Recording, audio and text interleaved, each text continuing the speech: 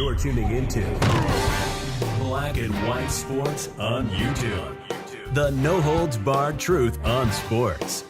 The main event starts now. All right, Black and White Sports supporters, we're going to talk about the Cleveland Browns. We're going to talk about Joe Flacco sending a very, very clear message to the Cleveland Browns about his future and what he expects from whatever team he's going to end up signing with. Even if it is to be a backup, he's got some clear expectations. You guys know how I feel.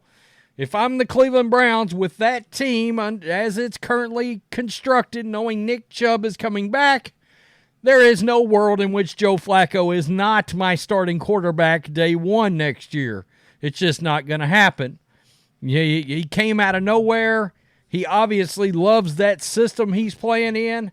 It obviously worked out for him and came off the couch, led the team into the playoffs. I don't care how that game turned out. Fact is, you've got a quarterback that's already won a Super Bowl MVP, and he's right there. He's right there, a veteran QB. Kind of in the same way, and I understand there's a difference between Joe Flacco and Aaron Rodgers, but they both got one Super Bowl. And Lord knows, Joe Flacco could take a Pepsi challenge on arm strength between him and Aaron Rodgers. To be honest with you, Joe Flacco's got a better arm. And Aaron Rodgers can throw the hell out of the ball. Joe Flacco's got a sniper rifle attached to his shoulder. You guys know that. So, but before we jump into Joe Flacco, congratulations, Cleveland Browns fans. You've got Ken Dorsey, who's coming over after getting canned with the Buffalo Bills, and he's going to be your offensive coordinator. Let me just come out and say it. In no world is Ken Dorsey better than Alex Van Pelt, ever. I still think that is such a slept-on hiring by the Patriots, and as much as I'm not a big Gerard Mayo fan, I think he knocked it out of the ballpark with that. And I still think the Buccaneers should have grabbed him to put with Baker Mayfield. He's so familiar with so many different offenses, and he's worked with so many good quarterbacks that I just think it was and people in Cleveland are still baffled. Albert Breer come out and said that it wasn't Kevin Stefanski and the coaches. That wasn't a change they made. It was Jimmy Haslam that decided to run off Alex Van Pelt because of, you guessed it, the failures of Deshaun Watson. Oh, so enter in Ken Dorsey's press conference where he decides to go out there and say that during the press conference he said the following.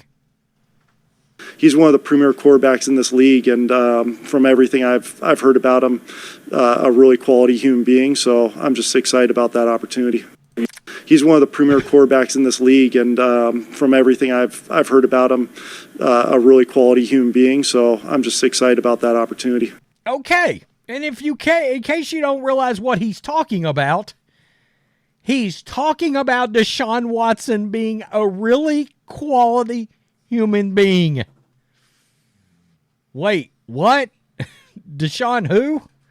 Are we talking about the same 25 civil lawsuits, sexual misconduct, Deshaun Watson? That guy's a quality human being?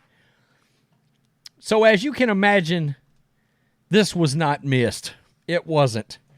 And he is getting drug straight to hell, Evil Dead style, over this comment.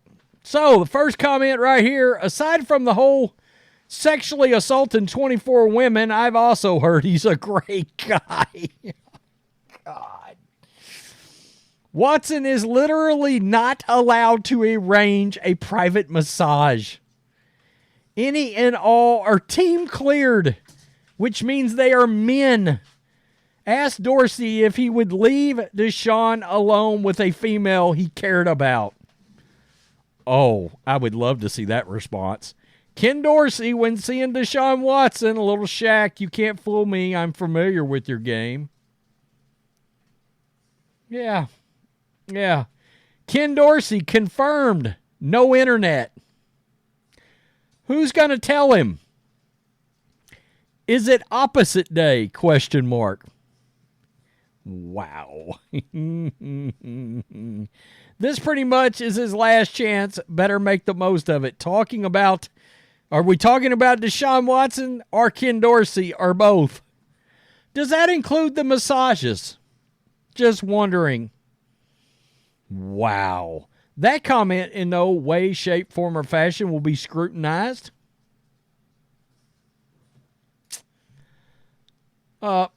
You sure about that? Yeah. Talk about an idiot. Browns will continue the mediocrity with this guy. How do we tell him? SpongeBob, yeah. From everything I've heard about him, a little Dumb and Dumber Jim Carrey action. Yeah, Ken Dorsey for the last 3.5 years. This, my friends, is a man crawling out from under a rock after having lived there. Yeah. That's crazy. That brother needs help. Yeah. How about this one? What in the actual F? It's a great question. Yeah. How about Smokey from Friday? From everything, Ken? Question mark. Well, I guess one could ask Ken Dorsey, are you high?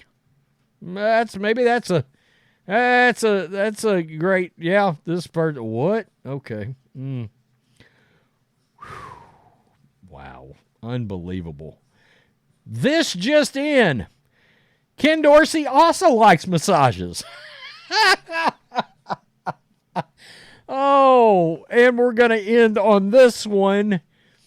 I hope they can both achieve the happy ending they're searching for together.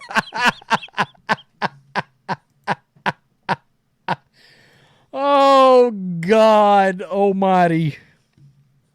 That was great. That was really good. So, Ken Dorsey, congratulations, Browns. I'm sorry there is no world you set in today in which you are in a better offensive situation than you were in 2 months ago. It's not happening, folks. It's not. Wow. All right, let's get to the one of the two best stories in football this year, the other being Baker Mayfield's massive comeback. Joe Flacco, he gets brutally honest about what he's looking for. This is Yardbarker. Joe Flacco became a folk hero in the state of Ohio this season as he shockingly led the Browns to the playoffs after taking over as their starting quarterback in December. However, Deshaun Watson returning from injury next season, Flacco won't have any shot of opening the 2024 season as the Browns' number one signal caller, which may very well influence his decision in free agency. While the 36-year-old seems open to accepting a reserve role, he also clearly wants to ensure he enters a situation where he can actually take the field. One backup job may be different than another backup job, Flacco said during an appearance on Ultimate Cleveland Sports Show. There's spots where I'm going to be comfortable taking that role to some extent, but obviously I do want to play some games, and I feel like I can do that.